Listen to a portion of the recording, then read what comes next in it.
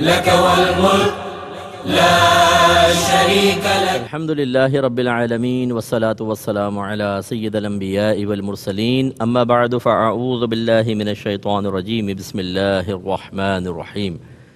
الحمدللہ حج کا بیان جاری و ساری ہے، اور پچھلے ایپیسوڈ میں ہم نے مزدلفہ کے وقوف کے بارے میں آپ کی خدمت میں ذکر کیا تھا کہ مزدلفہ میں پوری رات گزارنا سنت کریمہ ہے، اور طلوع فجر سے طلوع آفتاب کے درمیان ایک لمحہ بھی اگر آدمی ٹھہرے تو واجب وقف ادا ہو جاتا ہے، یعنی وقوف جو واجب ہے وہ ادا ہو جائے گا.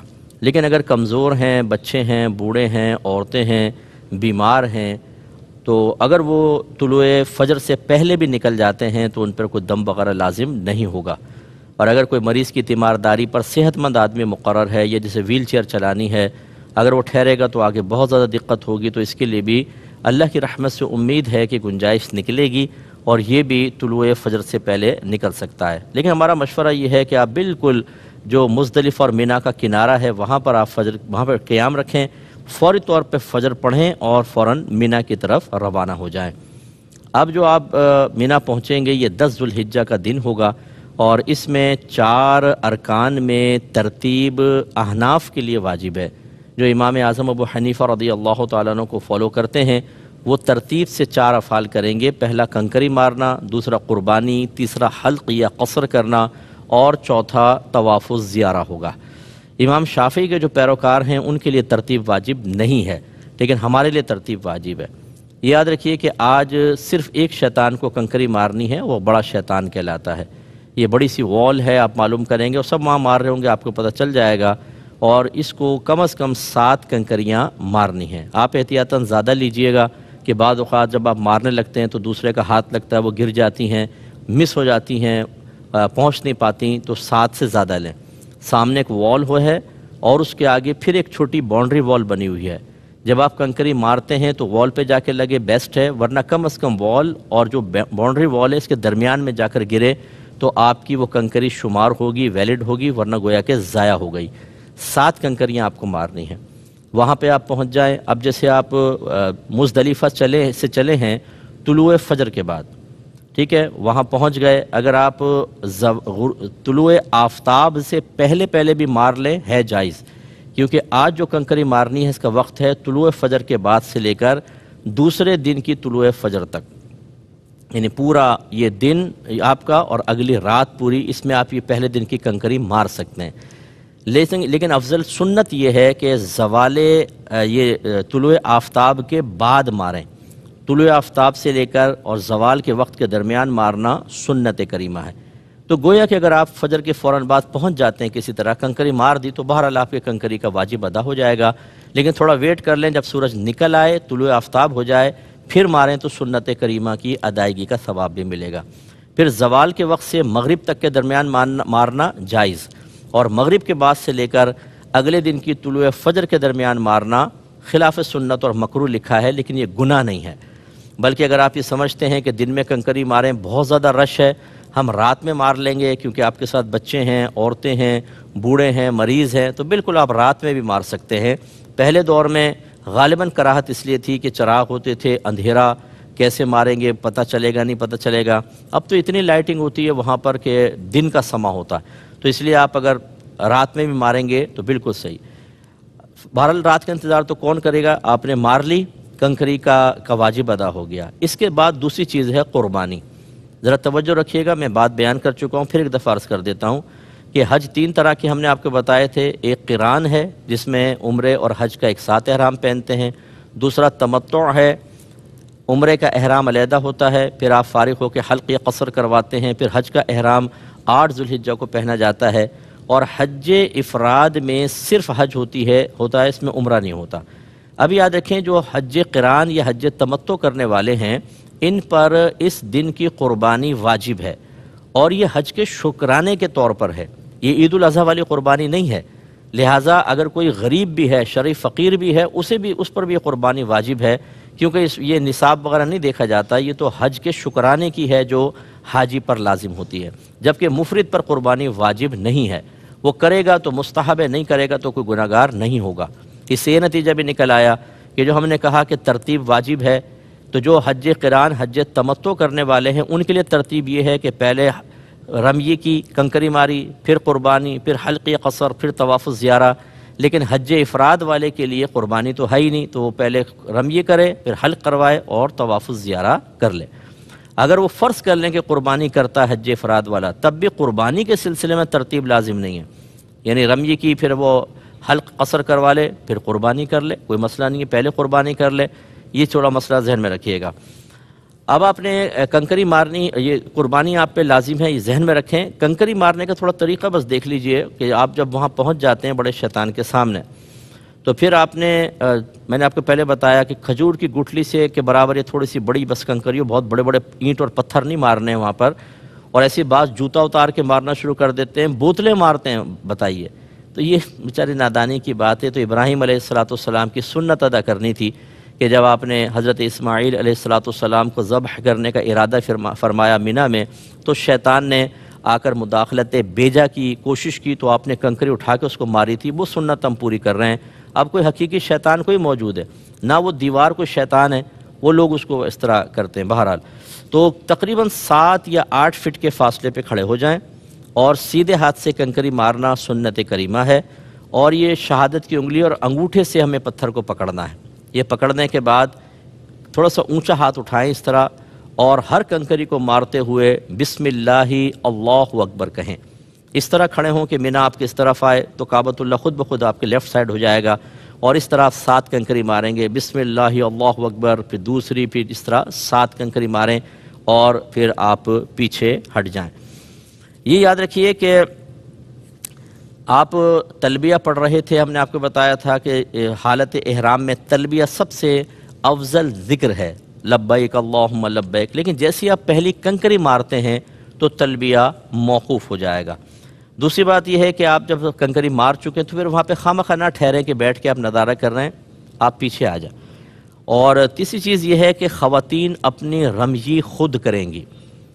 عورت ہونا اس رش کی وجہ سے رمی کو معاف نہیں کر دے گا یا معاف نہیں کروا دے گا۔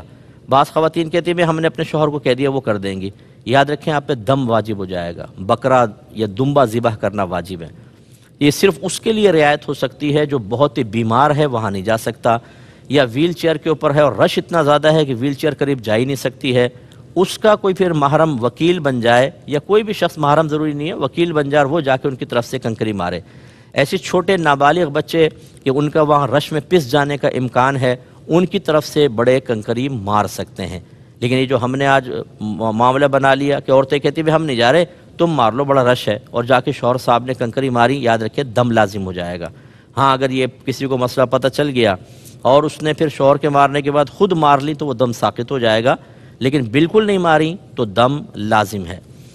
اب اسلام کی حقانیت کا ایک جیتا جاگتا ثبوت آپ وہاں پر دیکھیں گے۔ جب کنکری ماری جاتی ہے تو ایک آدمی پہلے دن تقریباً 7 کنکری تو مارے گا، لازم سی بات ہے۔ اور اگر فرض کر لیں کہ 25 لاکھ حاجی ہے تو 25 کو 7 سے ملٹیپلائی کریں آپ، 25 لاکھ کو 7 سے، کروڑوں میں بن گئی۔ پھر اگلے دن 7 7 7 21 ماریں گے 25 لاکھ حاجی، پھر تیسرے دن اتنی ماریں گے۔ آپ ان کنکریوں کا حساب کریں کتنی ہونی چاہیے۔ لیکن صحابہ کرام نے نبی کریم صلی اللہ علیہ وسلم سے پوچھا، یا رسول اللہ جو ہم کنکری مارتے ہیں تو وہ کہاں چلی جاتی ہے، وہ نظر ہی نہیں آتی۔ نبی کریم صلی اللہ علیہ وسلم نے ارشاد فرمایا کہ جو کنکری اللہ کی بارگاہ میں مقبول ہوتی ہے وہ اٹھا لی جاتی ہے، اگر نہ اٹھائی جائے تو تم کنکریوں کا پہاڑ دیکھو گے۔ تو آپ اگر دیکھنا چاہیں اسلام کی حقانیت کو ثبوت دیکھنا چاہیں تو دیکھیے، فقیر نے بڑا مشاہدہ کیا ہے، میں جا کے بعض اوقات وال کے قریب ہو کے میں نے دیکھا ہے، کنکریاں اس طرح گر رہی ہوتی ہیں جیسے بارش کے قطرے گر رہے ہوتے ہیں، لیکن بہت ہی تھوڑی کنکری وہاں پڑی ہوتی ہیں۔ یہ وہ کنکریاں ہوتی ہیں جو غیر مقبول ہیں، باقی سب کنکریاں غائب ہو جاتی ہیں، گریں گی غائب۔ یہ بڑا کمال ہے۔ تو خلاصہ کلام یہ ہے کہ نبی کریم صلی اللہ علیہ وسلم نے بتا دیا کہ جو کنکری مقبول ہوتی ہے وہ غائب ہو جاتی ہے، ورنہ تم پہاڑ دیکھو گے۔ بعض اوقات وہاں جوتیوں کے پہاڑ دیکھیں گے آپ، وہ پاؤں سے اتر جاتی نا تو وہ سب جمع کر رہے ہوتے ہیں شرطے وغیرہ یا ان کے جو مزدور ہوتے ہیں، پہاڑوں کے برابر نظر آتی ہیں، ایسا اونچا پہاڑ جوتیوں کا، کنکریاں غائب ہیں۔ تو یہ بہت بڑی چیزیں، اس طرح کی چیزوں کو نوٹ کیا کریں تاکہ آپ کا ایمان مضبوط ہو جائے۔ کنکریاں مارنے کے بعد اب اس کے بعد دوسرا کام ہے قربانی۔ اگر آپ حج تمتع حج قران کر رہے ہیں تو آپ کو قربانی کرنی ہوگی۔ اب اس میں مسئلہ یہ ہوتا ہے کہ افضل ترین صورتحال تو یہ ہے کہ اگر کوئی آپ کا جان پہچان والا ہے تو آپ خود سلاٹر ہاؤس چلے جائیں اور وہاں جانور کو اپنے ہاتھ سے ذبح کریں، لیکن یہ بہت مشکل ہوتا ہے، ہر ایک کی جان پہچان ہوتی نہیں ہے۔ یا کم از کم ایسا ہو کہ آپ کوئی آپ کا جان پہچان والا ہے، اسے کہیں کہ تم سلاٹر ہاؤس میں جب قربان کر دو مجھے فون کر دینا، تاکہ اس کے بعد حلق یا قصر کریں۔ یہ بھی کم از کم اطمینان ہے کہ وہ کرنے کے بعد آپ کو فون کر دے گا، لیکن اس تک بھی ہر ایک کی رسائی ہوتی نہیں ہے۔ تیسری صورت یہ ہے کہ آپ سے وہ پیسے ویسے لے لیتے ہیں اور بینک کا ٹوکن دیتے ہیں کہ ٹھیک ہے آپ کی قربانی ہو جائے گی، اور پھر آپ کو وقت بتایا جاتا ہے کہ فلاں وقت میں قربانی ہوگی۔ یہ بہرحال لوگوں کے لیے آسانی کے لیے تو ہم یہ کہیں گے جو آپ کو وقت بتایا اس کو آپ یقین کر لیں اور اس کے بعد آپ حلق قصر کر سکتے ہیں۔ لیکن ہمارے دوست ہیں وہاں پہ اس سلاٹر ہاؤس میں ان کی شراکت ہے، وہ خود بتا رہے تھے کہ یہ قربانی کا حج کی قربانی کا جانور ربیع الاول تک کاٹا جاتا رہتا ہے۔ ربیع الاول آپ دیکھیں نا، اگر 25 لاکھ حاجی ہے اور فرض کر لیں کہ اس میں جو قربانی جس پہ واجب ہے فرض کر لیں وہ 15 لاکھ بھی ہوں، تو 15 لاکھ جانور کاٹنا کوئی آسان کام ہوتا ہے کہ وہ ایک ہی دن کٹ جائے گا؟ وہ ایسی ہوتا ہے کہ وہاں ہو گیا آپ کا کٹ گیا، جانور کھڑا ہوا ہے اور بعد میں کر رہے ہیں۔ لیکن چونکہ حج کرنے والے کو معلوم نہیں کہ یہ صحیح کہہ رہے ہیں کہ نہیں، تو وہ یقین کرنے میں کوئی حرج نہیں ہے۔ آپ کو اطلاع مل جائے تو 2 ارکان آپ کے پورے ہو گئے، ایک آپ نے رمیے کی اور دوسرا قربانی۔ اب تیسرا حلق یا قصر کروانا ہے۔ میں نے آپ کو پہلے بھی بتا دیا تھا کہ جب انسان حالت احرام سے باہر آنے لگے تو اس وقت محرم بھی ایک دوسرے کے بال کاٹ سکتے ہیں۔ اب فرض کر لیں کہ اگر کسی نے پہلی ٹنڈ کروائی ہوئی ہے یا گنج پیدا ہو جاتا ہے، بالی غائب ہو جاتے ہیں، تو اس پر بھی بس صرف آپ تھوڑا سا سیفٹی ریزر پھیر لیں پورے سر کے اوپر تو آپ کے بال کاٹنے کی یہ حلق کی سنت ادا ہو جائے گی، کیونکہ جب محلی موجود نہیں آپ مجبور ہیں تو یہ ہو جائے گا۔ یا چھوٹے چھوٹے بال ہیں تو بس سیفٹی ریزر پھیر دیں ایک دوسرے کے، ہو جائے گا۔ اور اگر بڑے بال ہیں تو مشین وغیرہ سے کر سکتے ہیں۔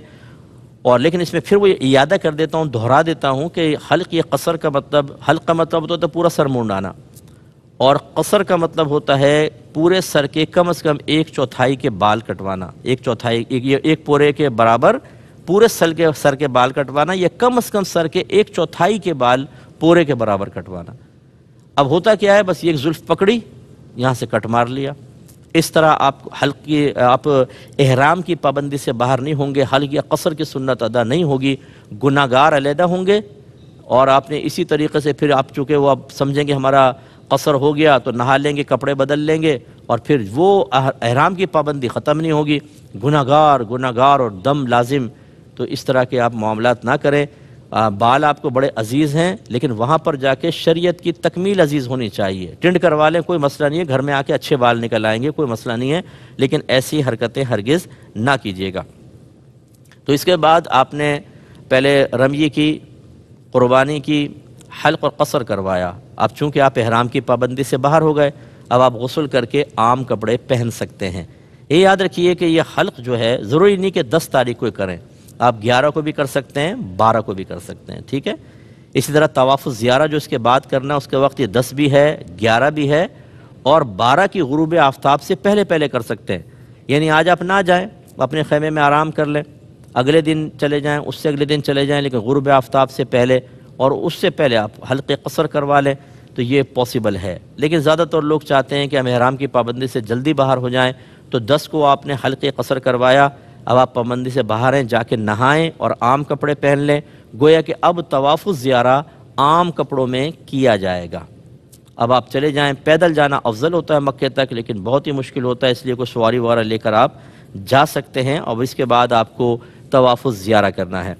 اور اگر آپ کو یاد ہو تو ہم نے پہلے گزارش کی تھی کہ اگر آپ حج قران کر رہے ہیں تو عمرہ کرنے کے بعد آپ ایک طواف کریں گے، جس کو جو سنت ہوتا ہے طواف قدوم کہتے ہیں، آپ وہ کریں اور اسی میں رمل بھی کر لیں اور سعی کر لیں، اس ارادے سے کہ طواف الزیارہ کی میں ابھی رمل اور سعی ابھی کر رہا ہوں، تو پھر آپ کو اس وقت طواف الزیارہ کے ساتھ اس کے کرنے کی حاجت نہیں ہوگی۔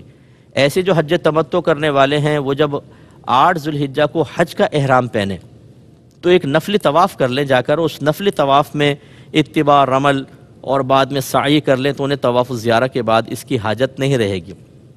اگر کوئی حج افراد کر رہا ہے تو حج افراد کرنے والے کے لیے جب وہ داخل ہوتا ہے تو اسے طواف کرنا ہوتا ہے، اس کو طواف قدوم کہتے ہیں، وہ اس طواف میں وہ یہ کر لے تو اس کو پھر طواف الزیارہ کے بعد اس کی حاجت نہیں ہوگی۔